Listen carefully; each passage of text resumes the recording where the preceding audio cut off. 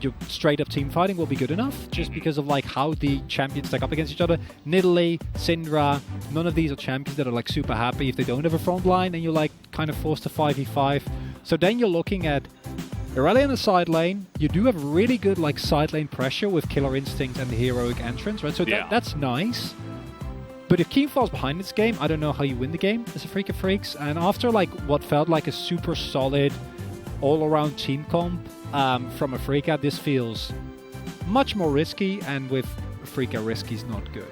Yeah, so we'll see if they can be a bit more consistent with a riskier comp and try to match their play in game number 1. Really well. Oh, champions like Taliyah. That just cleared even faster as we also invade here. Oh, look at the timing of this. It's literally perfect. I mean, as the Alistar moves away, in comes a Freaka, the flash at a hybrid already. Zeus is going to be next to flash away.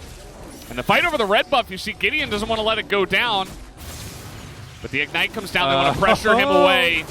And the Smite will come in from Dread, easily scooped up from him. And this is one way to get a very nice early lead. In a very disadvantageous position right from the get-go. Nidalee's a champion so well. Look at that! This is insane.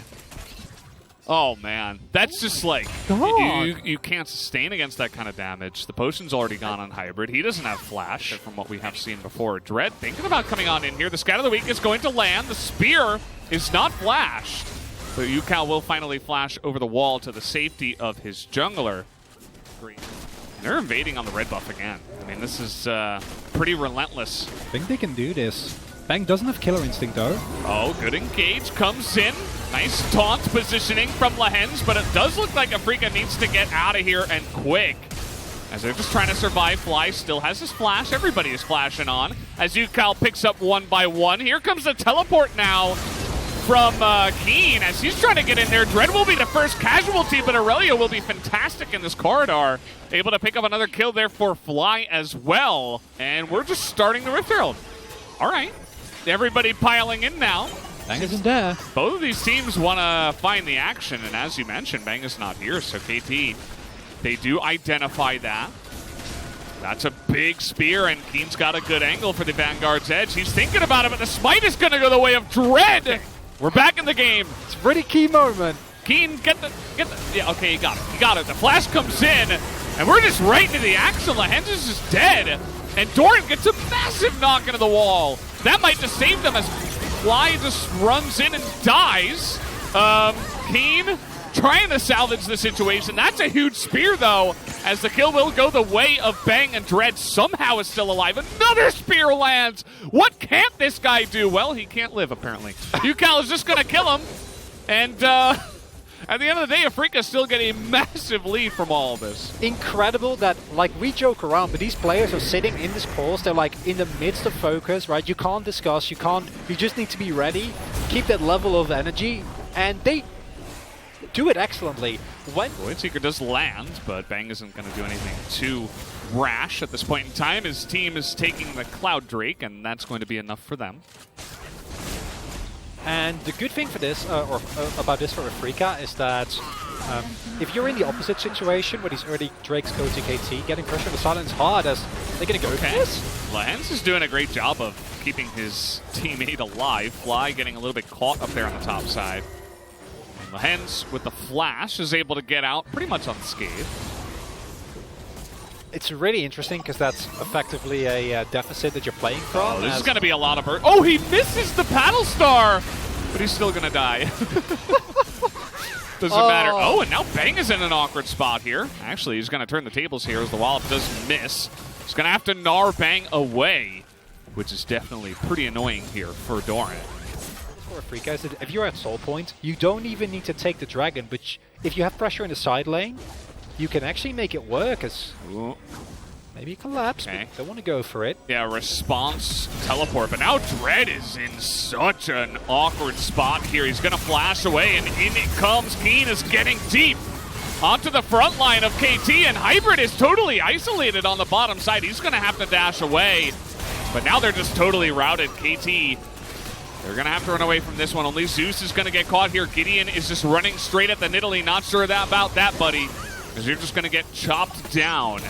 And the rest of KT will just have to run home with their tail between their legs. The Baron is available. 20 minutes just passed, and it looks like they want to go for it.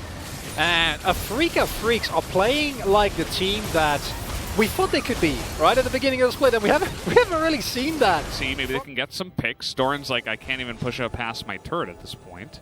I don't even think the turret really keeps him safe for a long time, Valder. Yeah. That's a low turret right there. Fang's getting in there. He's going for the 1v1. He nearly just chops his head off. Basically did. Body's still running away. This is the point of the game where you're like, yeah, Afrika has this fed. That's good to know.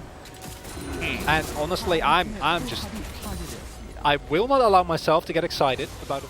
KT are just going to run at the Baron. They're down almost 10,000 gold. They're losing their inhibitor turret. And they just say, let's do the Baron. You're going to get poked down. I mean, Doran is at like 2/3 health, and he's losing. Lehen's able to proc that Aftershock right on time. Doran desperately trying to get an engage going. Inhibitor looks like it's going to go down, and Doran is just super low. Here's the Vanguard's edge, and, well, it misses everybody. But that doesn't matter, as Afrika is going to continue on here.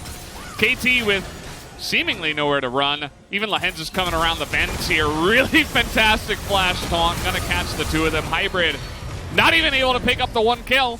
And even though 2 members of KT will survive, Afrika now 11,000 gold ahead, will look to actually push and potentially end.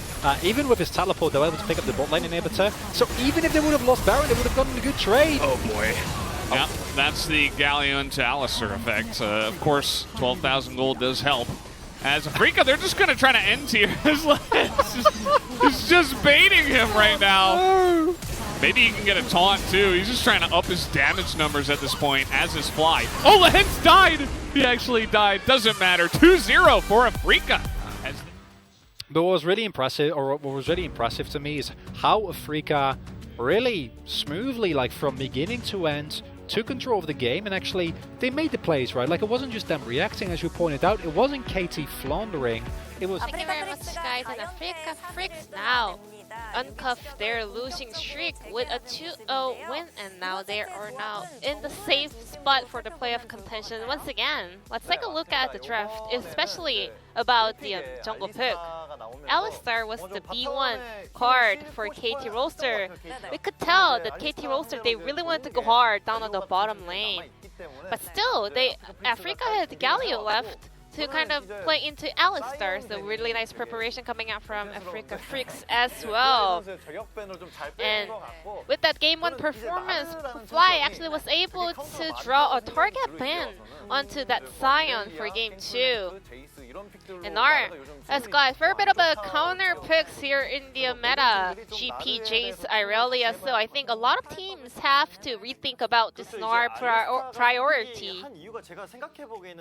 Looking at this Alistar B1, I think it's mainly because there were too many jungle picks that they wanted to kind of push the jungle pick decision to the later phase. So Alistar is a decent pick, but this champion is too weak in level 1. So he's so weak for the level 1 invade or level 1 setup. So Afrika Freaks was able to attack that weakness. So if Alistar lost the meaning of this pick, and after that early invade setup, Afrika was able to start this game with a huge lead in every role in this game.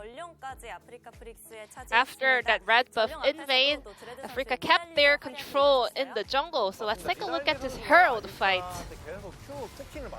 So Nidalee was doing a fantastic work landing the spear.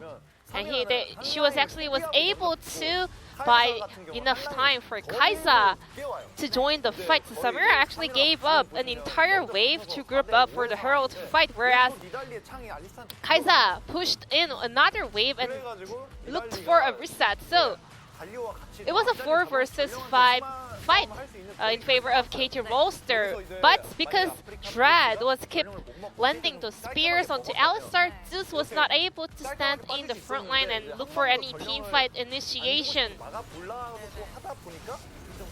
So after that, they were able to get that Herald's Eye, but still, this team fight looked okay for Katie Roaster, and Syndra got overextended in the brush, so she got immediately caught out. But instead, Aurelia, Kaiza, and Nidalee were left there to get everything done, and they were doing a fantastic work to claim a huge victory in this fight. Syndra and Galio, to be honest, they died without doing nothing, but still, Keen and other players were doing a fantastic work.